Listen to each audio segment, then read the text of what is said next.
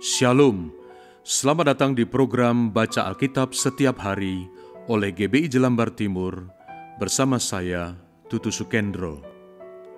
Hari ini saya akan membacakan kitab Injil Matius pasal 9. Matius pasal 9. Orang lumpuh disembuhkan. Sesudah itu naiklah Yesus ke dalam perahu lalu menyeberang. Kemudian sampailah ia ke kotanya sendiri. Maka dibawa oranglah kepadanya seorang lumpuh yang terbaring di tempat tidurnya.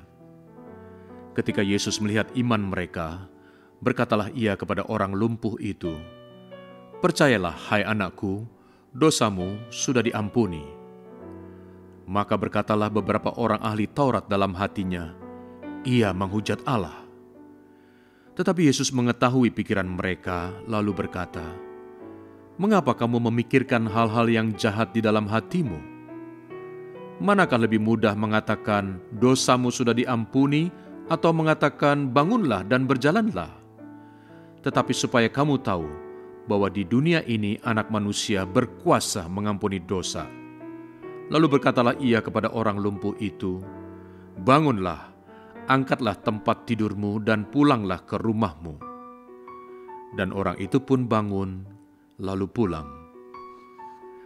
Maka orang banyak yang melihat hal itu takut, lalu memuliakan Allah yang telah memberikan kuasa sedemikian itu kepada manusia. Matius, pemungut cukai, mengikut Yesus. Setelah Yesus pergi dari situ, ia melihat seorang yang bernama Matius duduk di rumah cukai. Lalu ia berkata kepadanya, "Ikutlah aku." Maka berdirilah Matius lalu mengikut dia. Kemudian ketika Yesus makan di rumah Matius, datanglah banyak pemungut cukai dan orang berdosa dan makan bersama-sama dengan dia dan murid-muridnya. Pada waktu orang Farisi melihat hal itu, berkatalah mereka kepada murid-murid Yesus, "Mengapa gurumu makan bersama-sama dengan pemungut cukai dan orang berdosa?" Yesus mendengarnya dan berkata, "Bukan orang sehat yang memerlukan tabib, tetapi orang sakit. Jadi pergilah dan pelajarilah arti firman ini. Yang ku kehendaki ialah belas kasihan dan bukan persembahan. Karena aku datang bukan untuk memanggil orang benar, melainkan orang berdosa." Hal berpuasa. Kemudian datanglah murid-murid Yohanes kepada Yesus dan berkata, "Mengapa kami dan orang Farisi berpuasa, tetapi murid-murid-mu tidak?" Jawab Yesus kepada mereka, "Dapatkah sahabat-sahabat mempelai laki-laki berduka cita selama mempelai itu bersama mereka? Tetapi waktunya akan datang, mempelai itu diambil dari mereka, dan pada waktu itulah mereka akan berpuasa. Tidak seorang pun menambalkan secari kain yang belum susut pada baju yang tua, karena jika demikian, kain penambal itu akan mencabik baju itu, lalu makin besarlah koyaknya. Begitu pula anggur yang baru tidak diisikan ke dalam kantong kulit yang tua, karena jika demikian, kantong itu akan koyak, sehingga anggur itu terbuang, dan kantong itu pun hancur. Tetapi anggur yang baru disimpan orang dalam kantong yang baru pula, dan dengan demikian terpeliharalah kedua-duanya." Anak kepala rumah ibadat, perempuan yang sakit pendarahan. Sementara Yesus berbicara demikian kepada mereka, datanglah seorang kepala rumah ibadat, lalu menyembah dia dan berkata, "Anakku perempuan baru saja meninggal, tetapi datanglah dan letakkanlah tanganmu atasnya, maka ia akan hidup." Lalu Yesus pun bangunlah dan mengikuti orang itu bersama-sama dengan murid-muridnya.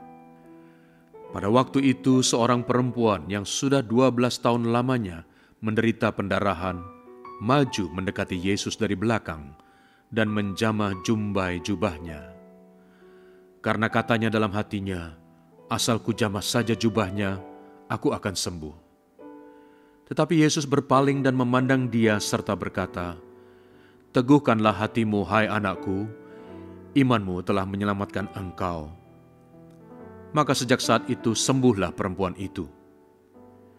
Ketika Yesus tiba di rumah kepala rumah ibadat itu dan melihat peniup-peniup seruling dan orang banyak ribut, berkatalah ia, "Pergilah, karena anak ini tidak mati, tetapi tidur." Tetapi mereka menertawakan dia. Setelah orang banyak itu diusir, Yesus masuk dan memegang tangan anak itu, lalu bangkitlah anak itu. Maka tersiarlah kabar tentang hal itu ke seluruh daerah itu. Yesus menyembuhkan mata 2 orang buta. Ketika Yesus meneruskan perjalanannya dari sana, 2 orang buta mengikutinya sambil berseru-seru dan berkata, "Kasihanilah kami, hai anak Daud." Setelah Yesus masuk ke dalam sebuah rumah, datanglah kedua orang buta itu kepadanya, dan Yesus berkata kepada mereka, "Percayakah kamu bahwa aku dapat melakukannya?" Mereka menjawab, "Ya Tuhan, kami percaya." Lalu Yesus menjamah mata mereka sambil berkata, "Jadilah kepadamu menurut imanmu." Maka meleklah mata mereka, dan Yesus pun dengan tegas berpesan kepada mereka, katanya, "Jagalah supaya jangan seorang pun mengetahui hal ini." Tetapi mereka keluar dan memasyurkan dia ke seluruh daerah itu. Seorang bisu disembuhkan. Sedang kedua orang buta itu keluar, dibawalah kepada Yesus seorang bisu yang kerasukan setan. Dan setelah setan itu diusir, dapatlah orang bisu itu berkata-kata. Maka heranlah orang banyak, katanya, "Yang demikian belum pernah dilihat orang di Israel." Tetapi orang Farisi berkata, "Dengan kuasa penghulu setan, ia mengusir setan." Belas kasihan Yesus terhadap orang banyak. Demikianlah Yesus berkeliling ke semua kota dan desa. Ia mengajar dalam rumah-rumah ibadat dan memberitakan Injil Kerajaan Surga serta melenyapkan segala penyakit dan kelemahan. Melihat orang banyak itu, tergeraklah hati Yesus oleh belas kasihan kepada mereka, karena mereka lelah dan terlantar seperti domba yang tidak bergembala. Maka katanya kepada murid-muridnya, "Tuaian memang banyak, tetapi pekerja sedikit. Karena itu mintalah kepada Tuan yang empunya tuaian, supaya ia mengirimkan pekerja-pekerja untuk tuaian itu." Bapa kami yang di surga, Engkau bukan hanya berkuasa menyembuhkan orang sakit, tetapi Engkau mempunyai belas kasihan yang sangat besar kepada mereka. Dan kami yakin Engkau juga berbelas kasihan kepada kami. Terima kasih Tuhan untuk kasih-Mu kepada kami. Dalam nama Yesus kami berdoa. Amin.